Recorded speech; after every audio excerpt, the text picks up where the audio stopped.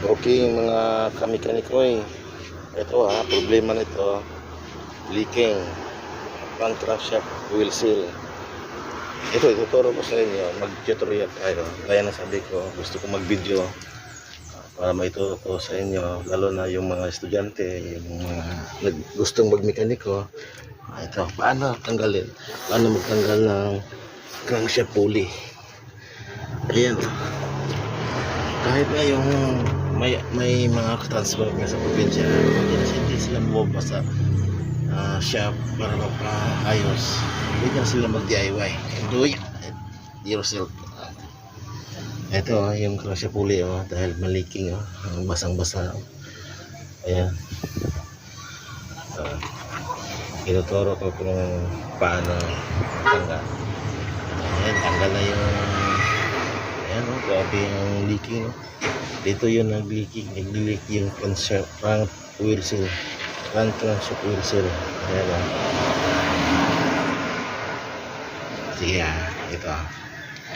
Ituturo ko sa inyo sa paano magtanggal. Una, pwede nyo i-engage ng tresera yung kambyada, tapos i-handbrake niyo ng maigi. Ayan. Tapos ito, tanggalin to ng pulley. Mahirap to tanggalin to. Ayan naka engage na to. Ayan, matigas na yan naka-engage na to ng tresera.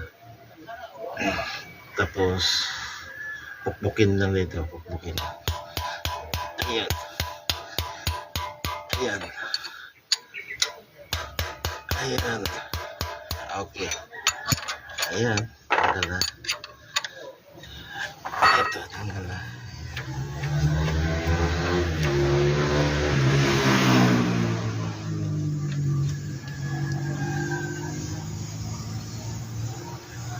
Ayan.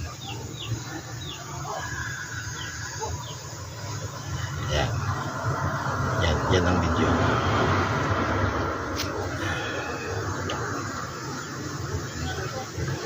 Tapos ito, tanggal na yung pulley yung matigas yung pulley,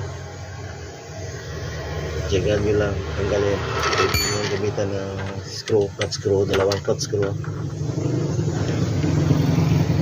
magkabilaan. Ayan, bibigay na yung okay. Ito